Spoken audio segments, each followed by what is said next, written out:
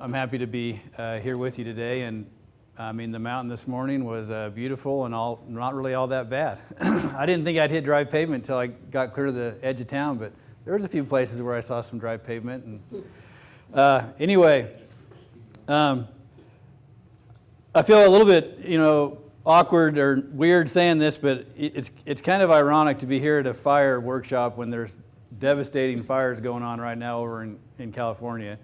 We're certainly mindful of our fellow citizens over there in California that are going through something that all of us know about all too well, right? Only a lot of them are in a much more urban environment, but that's sobering, I think, is a good word for that.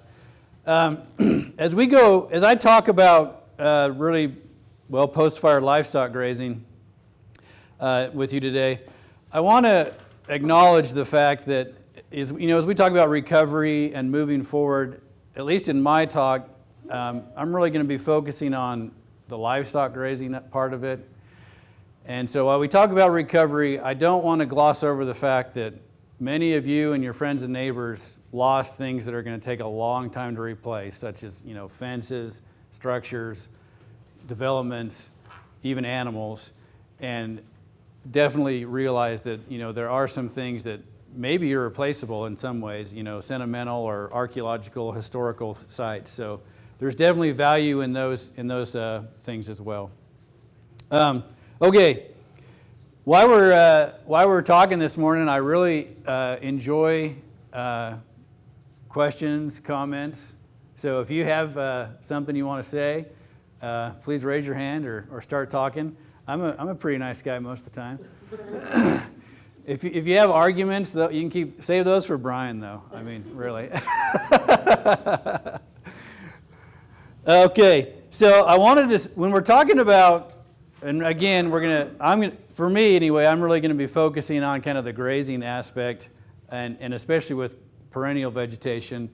I wanted to let's see, we've got something up there. I wanted to there's a couple of terms that we always hear about when we're talking, especially about livestock grazing, in other subject areas, but especially when it comes to fire, and that's rest versus deferment.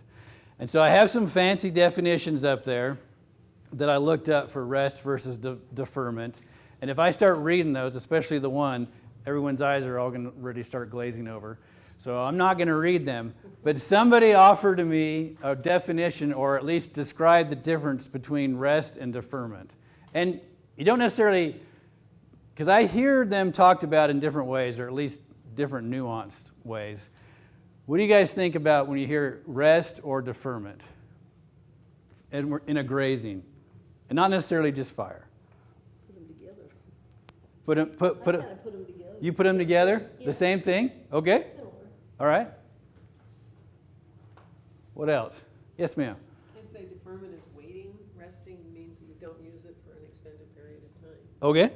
So on the deferment, when you said waiting, maybe just describe or define waiting a little bit. Well, you wait to use it till optimum time or Okay. in rotating livestock you change the timing, but the deferment has to do with not using it all the time and waiting to use it till either you need it or it's in the sequence. Okay. Thank you. Yeah.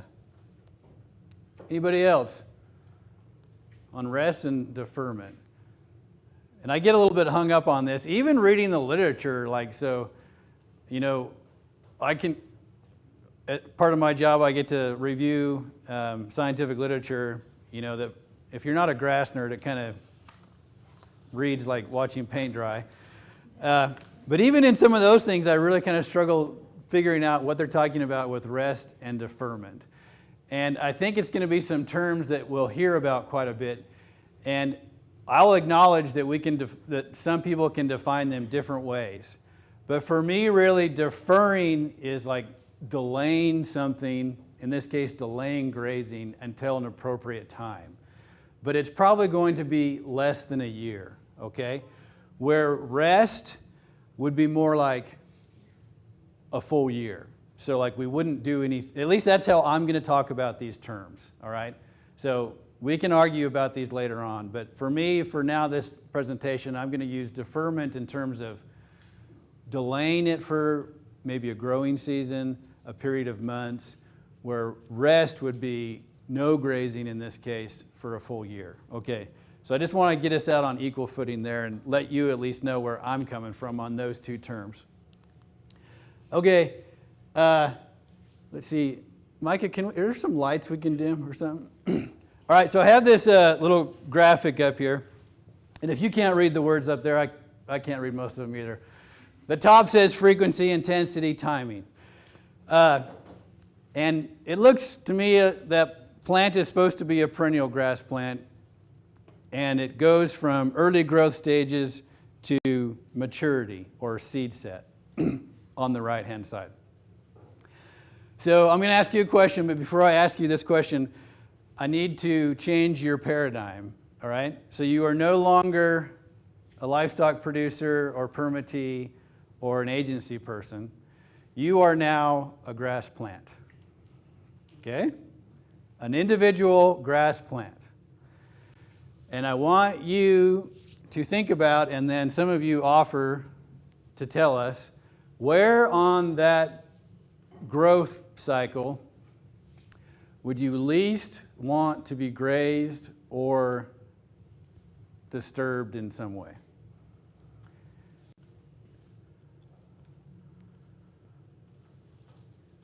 Okay, so you're the individual grass plant. You're not a rancher anymore. I'm sorry. Took that away from you. You're now an individual grass plant, okay? When would you least want to be grazed? And we're going to need some audience participation for this. Left side. Left side, okay. And really, there's not any wrong answers, right? Because I'm asking you how you feel, all right, as the grass plant. Okay. I should have told you this beforehand. Oh, there's more to it. But yeah.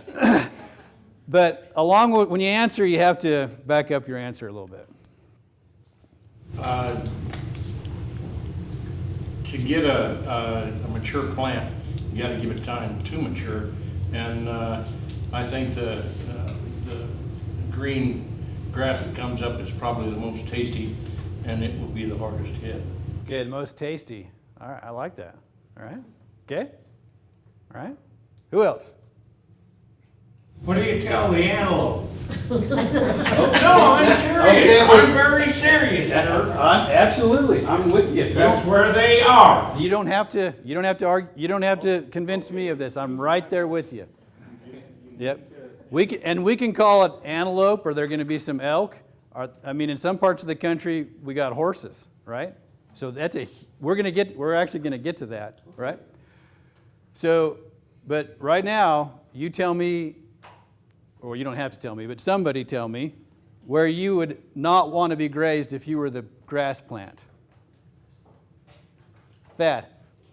I don't want to be grazed right before seed set, because that's a lot of effort and time put into something, and then to not, in the end, that's what you want to do. You want to reproduce.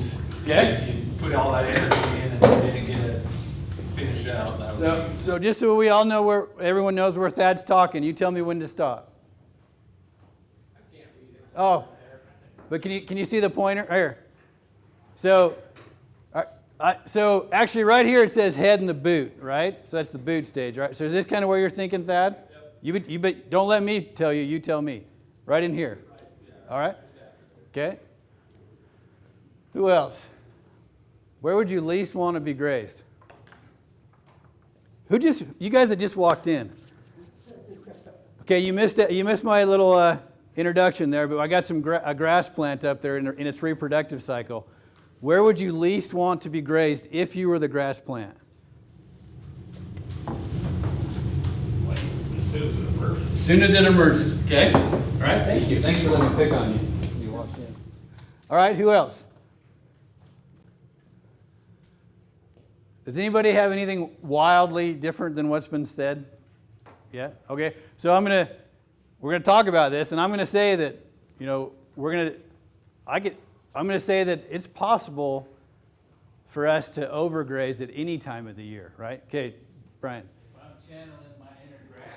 Yes. I don't want to be grazed at all. Okay. All right. It's a legit answer. All right. Okay, so Brian doesn't want to be grazed at all. Okay. Leave me alone. Yeah. Now you got to say least, though. All right. How come, other than Brian, he's picking on me because I picked on him. How come nobody said down here, over here?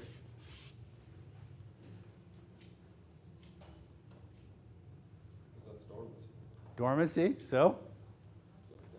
So it's dead? Okay. All right. Sheep or shortgrass grazer. Sheep or shortgrass grazer. So they can get down to that tasty stuff, right? Just like the antelope can, right? Yes. Okay. What is the goal? What is the biological goal of every living thing? Reproduce. Okay. So I'm going to take it from this side of it, the right-hand side. Other than Brian as the grass, if you're clear out here, do I really care if I get grazed? Have I reproduced? Yeah. Now that reproduction can come from seed. A lot of times reproduction comes from vegetative reproduction, right? A lot of times, especially when we're talking about grass. So don't just focus on just seed production, okay?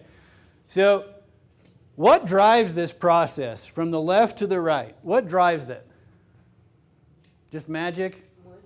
Moisture and sunshine, which influences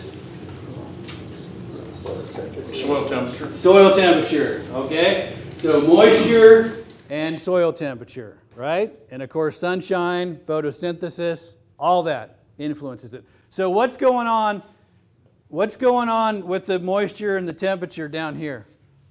How much, relatively speaking, how much moisture is there in the soil here? More, thank you. That's a great way of just, not a lot, there's never a lot. There's more, right? What's the soil temperature like? Warming, but it's cool, right? Okay. So does this process happen at the same speed every year? No. Why not? Climate, right? Because the moisture and the soil temperature is not the same every year, right? So we've all seen those years, the bad years, which there's too many of them, where this entire cycle lasts about, 30, 40 minutes? Okay? Every once in a while you have a good year where we don't dry up until, it depends on where you are. The mountain is totally different than out here to the east, but you don't dry up till way late, right? Okay. So moisture and soil temperature. Okay, just stay with me on this. Now, the answers that were given about being sensitive to grazing down here and the answers that were given through here, those are all legitimate answers, okay? If I'm a grass plant down here and I'm grazed, but given the opportunity to recover, can I recover? Yes. Why? Why am I still growing? Because there's still moisture and the soil temp is what? Still cool. Okay. As the moisture dries and the temps go up, and I'm moving this cycle along, if I'm right here and I'm grazed, what is my opportunity for regrowth? Not as much. That's a great answer. And the answer of why, the answer to why is the same answer. Well, it's related. Because the only reason I'm in this growth stage is because moisture's drying and temps are going up, right? Okay. Does that mean I have free reign as a livestock production or a wildlife manager down here? Absolutely not, right? But I will submit to you that learning and thinking about this growth cycle, this reproduction cycle, is going to be real important whether we're talking about fires or just if there is such a thing as a normal grazing year, okay? Now, I said we could overgraze at any time of the year, and I believe that. But if you're going to be a good manager, the times where you've really got to be a good manager, probably the best is grazing in here, what I would say, and as we come down this way, all right? Now, on rangeland, how many years do we really have an opportunity to see, so non-irrigated land, how much regrowth really do we get to see in a normal year after we've grazed it some? I mean, it kind of depends on when you started grazing, but we don't have the cushion that we might have with an irrigated pasture, okay? So you've got to be careful there with that. Now, down here, there are absolutely reasons not to overgraze, and we're going to get to those real quick. But from an individual grass plant's perspective, if that was such a thing, right, you got a little more leeway, okay, because we already talked about reproduction, but there are very legitimate reasons for not overgrazing clear out there, okay? Now, is this the only growth curve that happens with grass plants? And I'm going to go here now, okay? So if you can see that, somebody tell me what time of year that is. Okay, this guy knows grass. And hopefully not the kind you smoke. All right. What told you that was September? Which you're exactly right.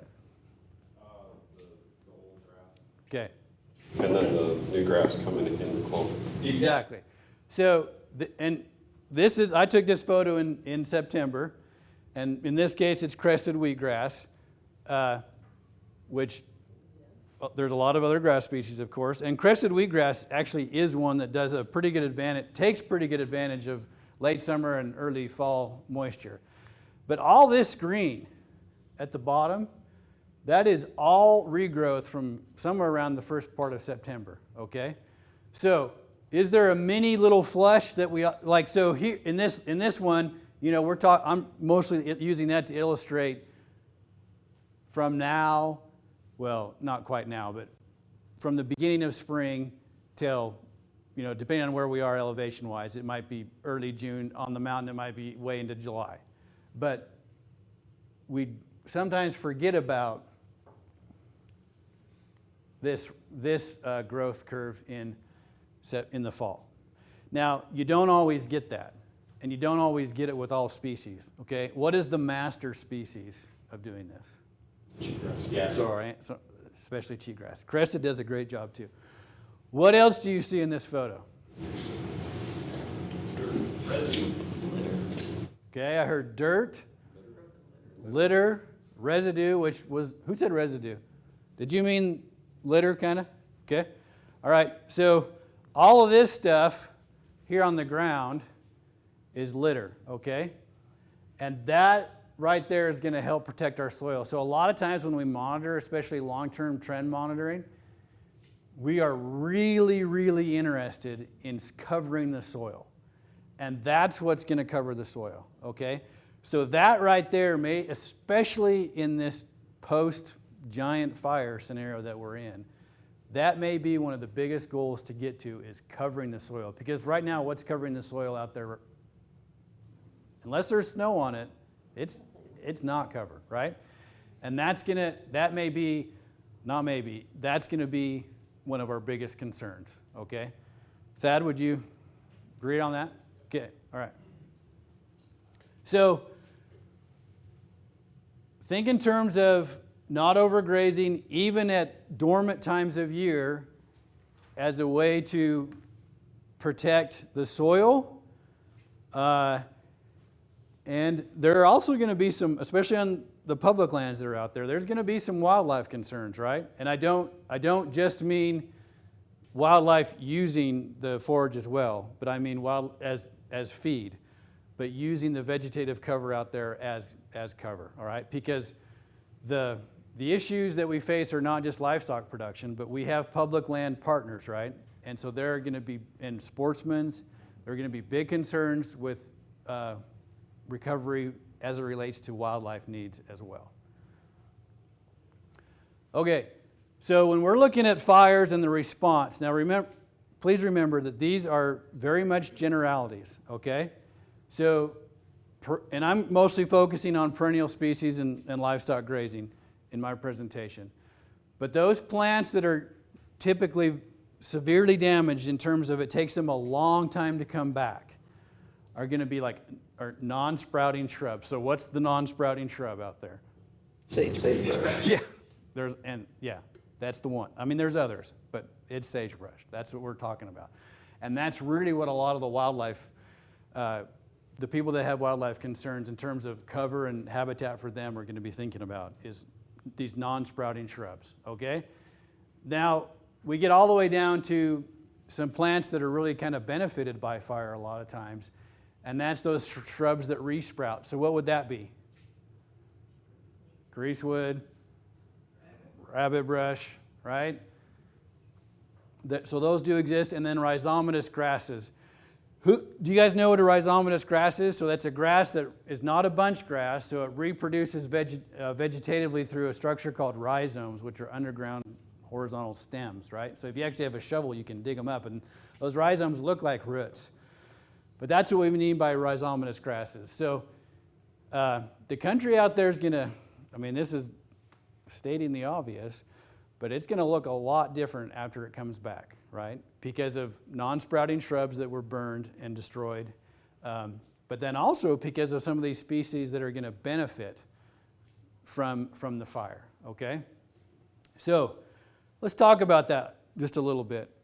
Before we get into a little bit more on the grazing side, I know there are some concerns, especially from the livestock interest and wildlife people, and they can be the same, absolutely, about what it's going to look like this spring especially, but a couple years from now, 5 years from now, and 10 years from now, okay? And so as livestock producers, do you have the power to impact how it's going to look in the future? Maybe not so much this spring, but in the future, yes. So really before or as you plan your grazing, either if that's on your private lands that you have almost, total control over, but especially as you plan your grazing with your public land partners, let's talk about what are our goals, our objectives for what this land is going to look like 5, 10, 20 years into the future, okay? So are we going to, could we do something with livestock grazing to benefit a sagebrush treatment, all right? Yeah, absolutely we can. Do we need to defer a couple of times to encourage the species to graze? Maybe, right?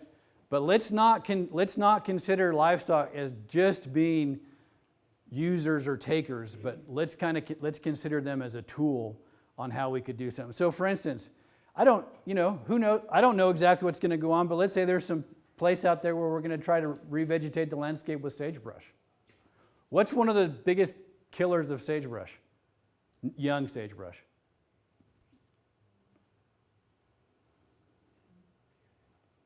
It's grass. It's perennial grass, all right? So could we reduce some competition from grass in areas where we want to revegetate with sagebrush? Yeah, we can, right? So that's just it's really simplistic for me to say that, but there are ways to do things like that with livestock. So let's think about how we could take advantage of our livestock, not just as consumptive users, but as actual tools to help us achieve our objectives.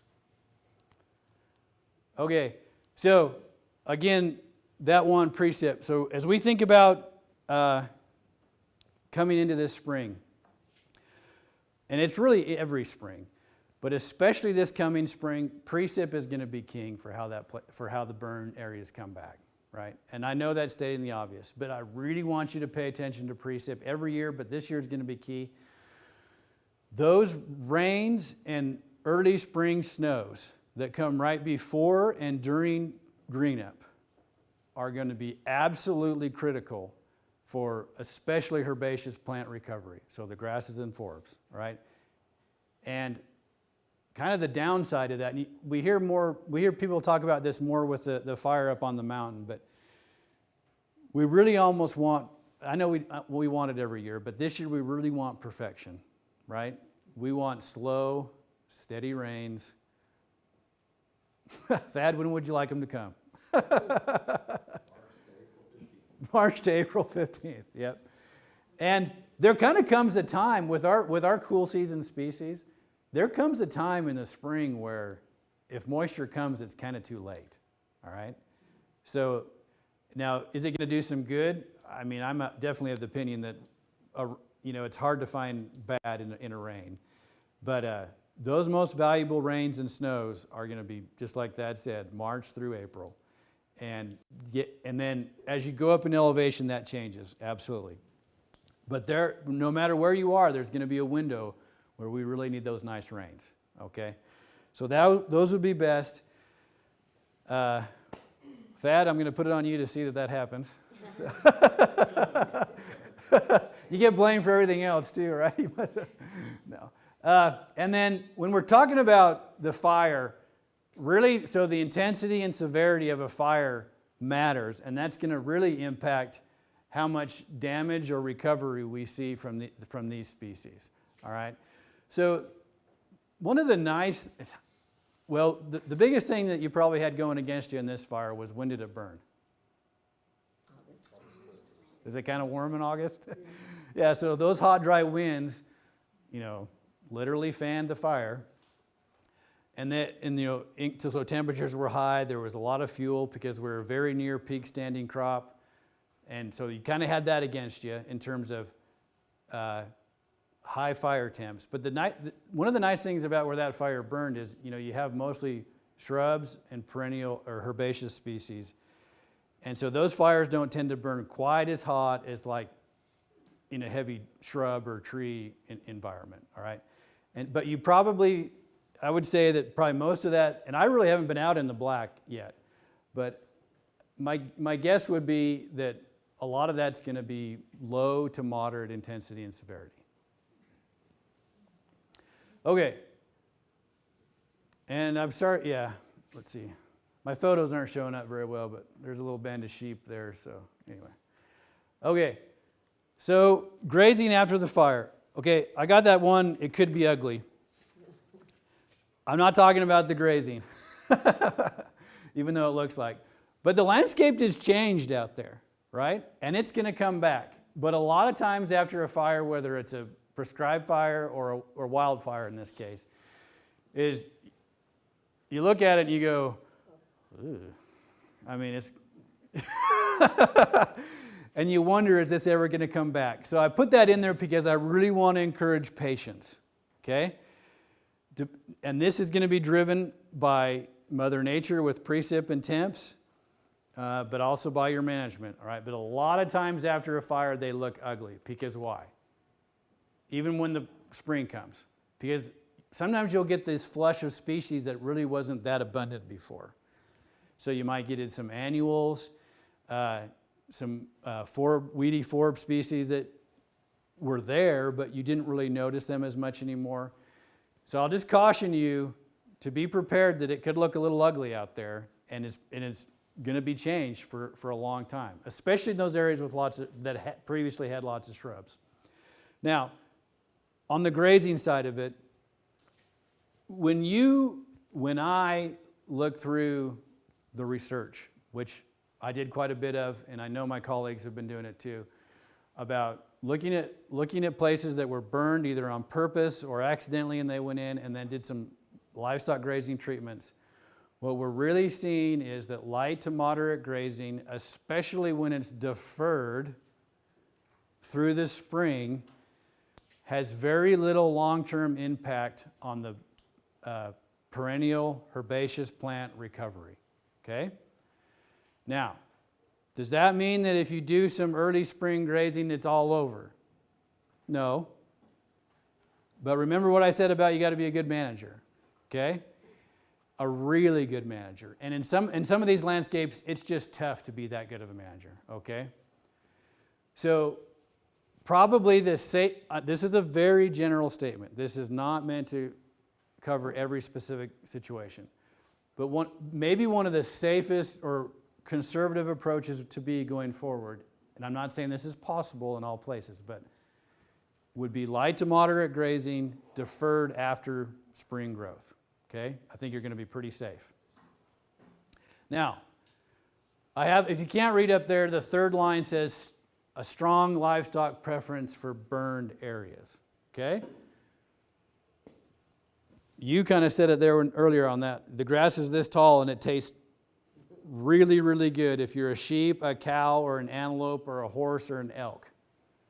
So we have really got to watch that, and I'll get to that just a little bit more. And I've got wildlife down there. On the wildlife side, there are going to be lots of concerns about wildlife habitat and getting it back. And I know that even as livestock producers, you guys have those same concerns. I mean, show me a rancher that, I mean, you might have conflicts with them, but ranchers are pro-wildlife, right? But during a burn, and depending on the wildlife species you have out there that are using, especially the forages, there is a real scenario for wildlife to have a tremendous impact on the grasses that are growing out there, okay? So keep that in mind when we're moving forward with the management, because we have enough trouble trying to manage our sheep and cattle.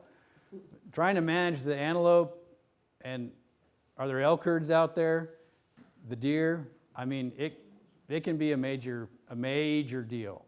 So when you're looking at things like light to moderate grazing, we've got to work with our partners at the BLM, on this other fire with the Forest Service, Game and Fish, because the wildlife can make a giant impact. And they like the new recovering forage as much or more than the livestock do as well. That's a big deal. And then the fourth bullet point I have on there going down is the greatest impact before and during the boot stage. So the boot stage is really that time, I didn't define this earlier, but when you can't see the seed head yet, but it's right there in the stem, okay? And so if you pick the grass plant and sort of slice open the stem, you can pull the grass seed head out. And that's the boot stage, right? And that's, if you want to make an impact, like if you want to have the most impact on the grass, that's when you'd want to graze on purpose. Okay? In many cases you don't want to do that, but that would be the time to do it on a general basis. Okay? So really I want to have you think about, now this is not possible in all areas, like I said, but light to moderate grazing, ideally deferred after the spring growth season. Is that possible everywhere? No. Can we manage it to some extent? Yes, but it's going to depend on where you are and what you have at your disposal. And then here at the end, I have a slide that lists the titles of some papers that talk about this kind of research. If you want to read it, if you're interested in it, I sort of consider it part of my duty or job to look at that kind of information and then bring it to other people that are interested. Questions about what I've said here or before? Yes. Yes, ma'am. Please. Having worked with, like moving, with grass management, you move cattle or sheep out quickly. If you go back to that wildlife area, okay, if you're right on the edge of the fire, so now we're absorbing huge amounts of livestock or, wildlife that escaped. Moved out of the black? Yeah. How do you move them? The wildlife? Yeah. Yeah. How do you keep them moving so that they don't do to your ground what overgrazing does? I don't have a silver bullet for you at all. I mean, you look at an alfalfa field where there's antelope or elk or deer around, and it's the same thing. It's really the same issue. Is we have this wonderful, nutritious, palatable feed, and really getting them out of there is tough. There's no silver bullets, but I would really encourage you to work with the public land agency that's managing that land, or and it may be your private land is also, but then also the Game and Fish, work with them on tools that they may have to help you with it, especially when it comes to, looking at how, I know it's going to be late in the year, but like when it comes to hunting season, the Game and Fish I know has some nice tools, and we all have different opinions about having hunters on our land. No matter what you feel about that, that's fine. But they do have some tools for moving deer, antelope, elk off of land. But it's tough. It is absolutely tough. And so when it happens, because it's going to happen, make sure that that's being documented and worked on with your public land agency. And Thad was trying to get my attention a second ago. I don't see anybody from Game and Fish here, but I've seen people asking them the questions, are you going to reduce tags because of the impact and try and help the wildlife? And what I heard some of them saying is they plan to keep the tags the same, at least to keep the harvest down, because some of that, the habitat's changed, so you don't want a flush, you don't want more wildlife out there while there's less habitat. So I guess talking to the Game and Fish and encouraging them to keep the tag numbers the same or more so that there's reduced competition. They don't want to see a big influx of additional wildlife in these areas. And they have some tools at their disposal other than hunting seasons. I don't have they usually work for a little while, and then, I don't have a great deal of confidence in the non-lethal tools that they use for managing wildlife. They have those propane cannons, and those usually last for the first afternoon. And then the antelope look around and go, well, nobody's dying, I guess we'll keep grazing. But anyway. But that's a great question. It's a real concern, and I think the gentleman earlier that talked about antelope, because he's concerned about antelope impacting his range, and I would absolutely be documenting that and monitoring for that. But I would do it let's be open and upfront about it with people like Thad and his staff about how can we document this, and I think you'll get support in at least working with it. Yes, sir. What about north faces that did burn pretty hot, with trees and shrubs and everything on them? I missed this part of you. I'm What sorry. about the north faces that did have trees and shrubs that were really hot? Yeah, so they're gonna take a little bit of management, but the other thing, the one advantage you have with the north faces is they usually, it depends on the country they're in, but a north face usually dries out slower too. But even without a north face, you're still gonna have localized areas where you had a much higher intensity and severity than maybe the other general areas. So those would be spots that you're gonna wanna watch. Fortunately, steep slopes tend to be areas where livestock want to go to less, but I will tell you that newly regrown herbaceous forage is going to overpower almost any other detriment to grazing it. So a lot of times we talk about, well, if you're a long ways from water, or if the slope is steep, you're not going to get a lot of grazing in general. And in general, that's true. But if that's the spot where there's brand new regrowth, it's going to be pretty hard to overcome that area. And those may be areas where you look, in a lot of cases, when you have low and moderate fire intensity and severity, depending on, especially if you had a perennial vegetative community there beforehand, when we're talking about like reseeding or reclamation, a lot of that times we don't really need to do that. But on those places where you have high severity and high intensity, that's where we might be thinking about some reclamation work. Or if there's an area where we just want to speed up the natural cycle of getting perennial woody species back in an area. Yes, ma'am. Can you paraphrase just in short words, when is the best time to graze or not to graze? Let me change. Can I change your answer? Your question is okay. I'm going to change it from best to the easiest time to get away with basically a lack of management is when the species are dormant. That's the time where there's a summer dormancy, and then after if there's a fall regrowth time, then after that. So right now is a great time. You can be the worst manager in the world and look fine. That's a generality, but the time where you got to be the best manager is that springtime, especially when the grasses are right before they head out. Those few weeks right before they head out, that's where you've really got to be the best manager. Micah, how are we doing on time? Good? Okay, all right. Other questions about this? Is that best time, like from what month to what month? Specifics. You come out. Okay, so again, I'm speaking in generalities, and it changes on the elevation. Okay, so like the mountain is going to be way different than out where the house draw fire is.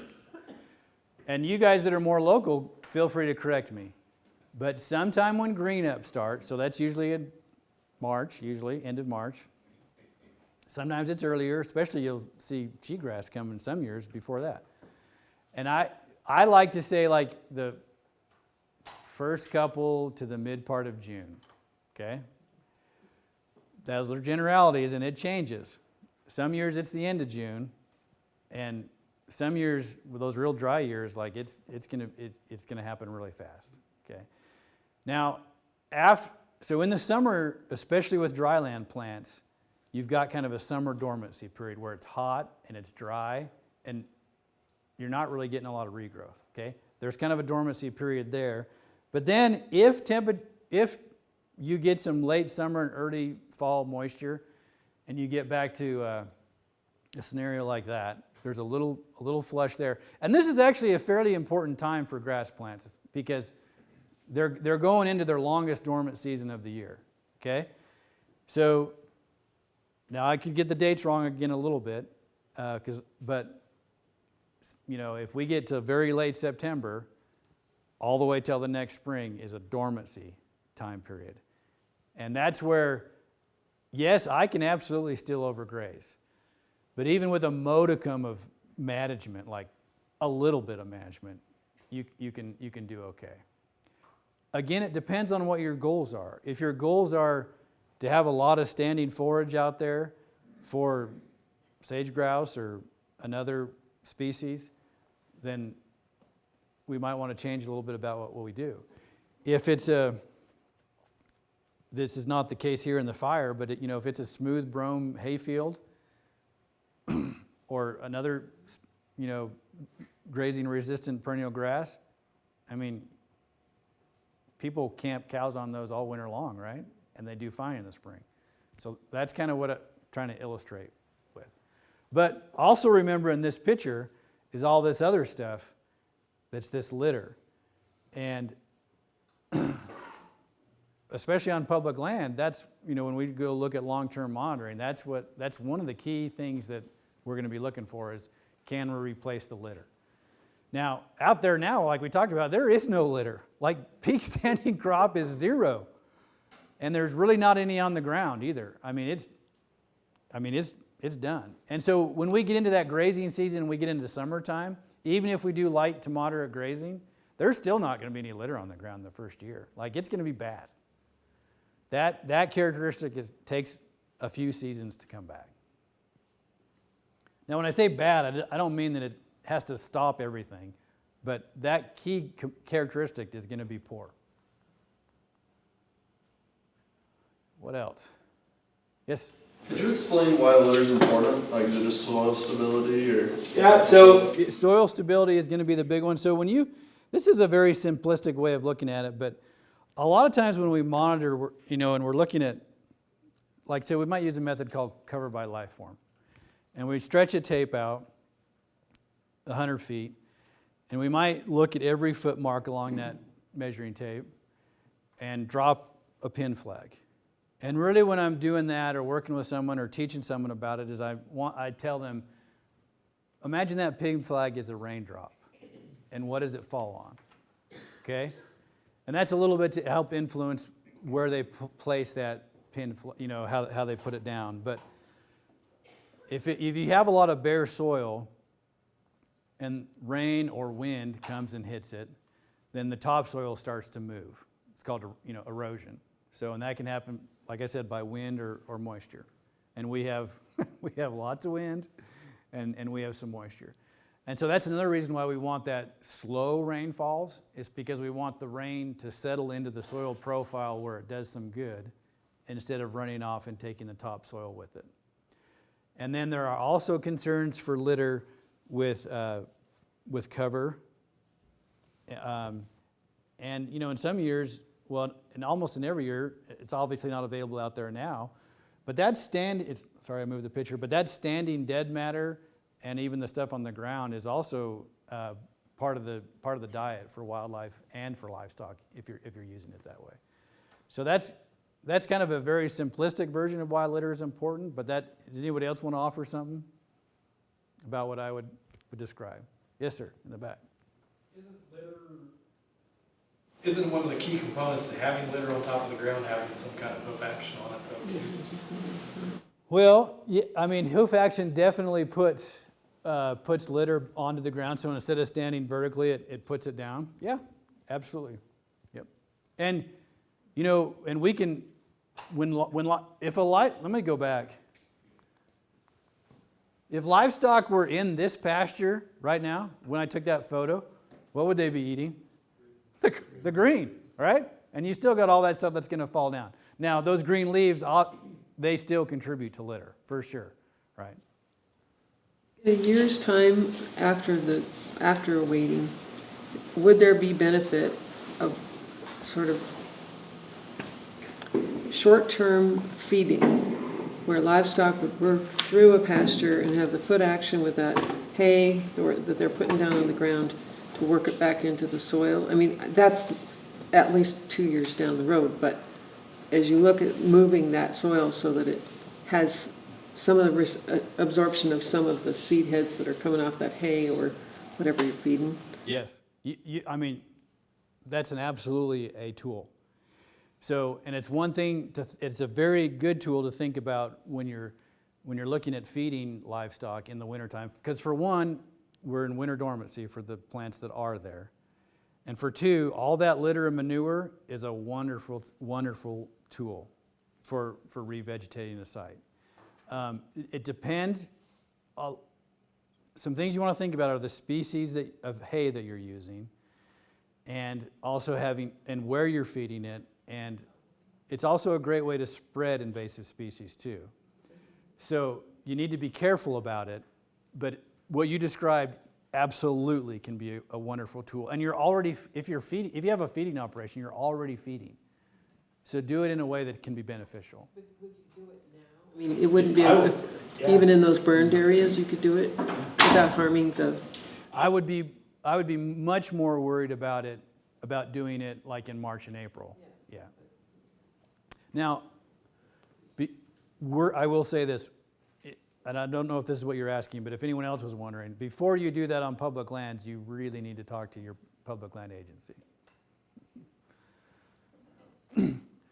Okay, let's see if I can find where we were. All right, so if you can't see this picture, these are some yearling cattle, and there's a molasses lick tub right there. And yes, I took this out of the window of my car. So there's a road right here. And it's a gravel road, but it's a good gravel road. Okay, this is like a good gravel road.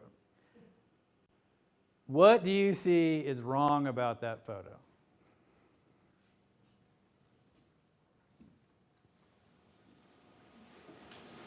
Bringing cattle or animals next to the road where they might get run over. Okay.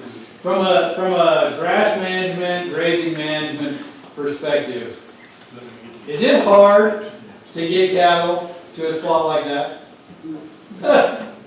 That's like where they want to be, right?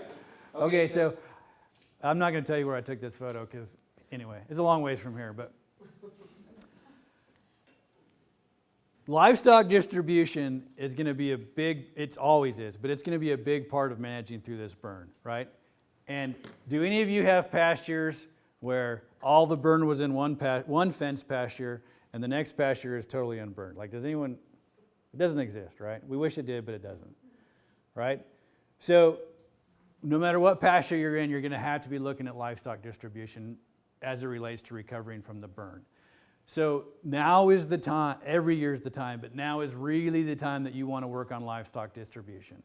So whatever tool you have at your disposal to alter or manage livestock distribution is what you're going to want to do. And if you guys are using lick tubs any year, but especially this year, don't do it like this, right? Why is that lick tub there?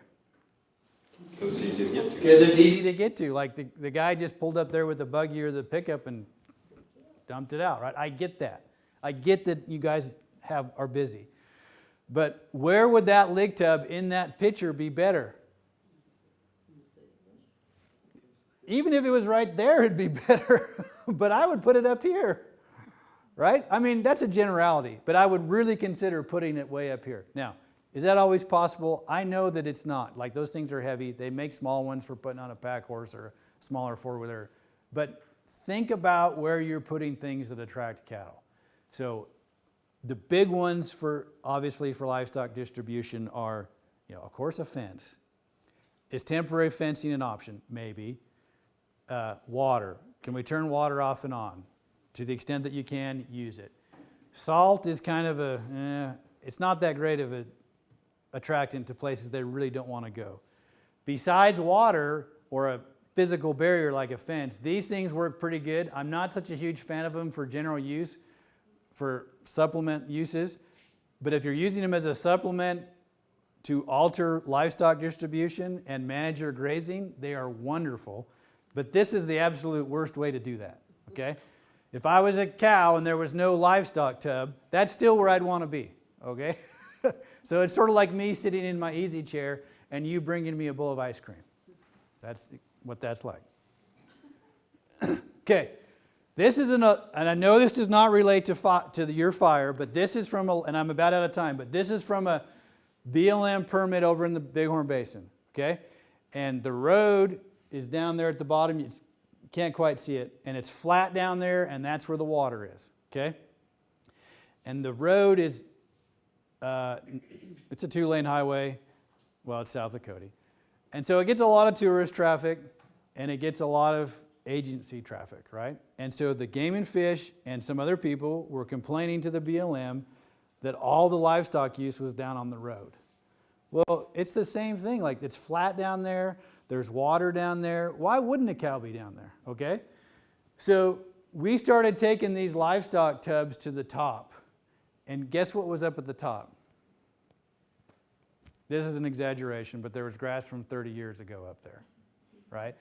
And this permit gets summer use, but a lot of winter use. And we were able to keep cattle up there with those things. And yes, it was a little bit of a pain, but it really didn't take all that much longer to alter livestock distribution.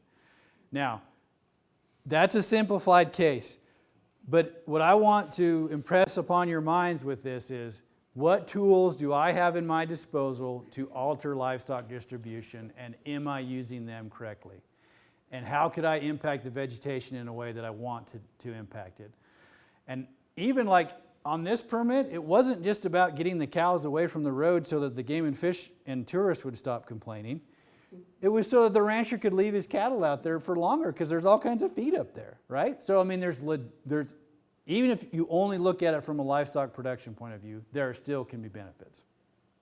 Okay, I want you to be careful about utilization monitoring. I like utilization monitoring. Be careful with it in terms of making it or letting it drive the objectives or be the objective. Be careful about that. Is it a useful tool? Absolutely. Do we want to manage just based on utilization? No. And I'm about out of time, but I would love to have that conversation with you if you're interested in it about it. Now, I think a lot of times when there's fires, we put out cages, okay? And this is the last thing I want to cover. When you put out a utilization cage, you're making these assumptions, okay? You're making the assumption that the forage production is equal everywhere, based on either inside the cage and outside the cage.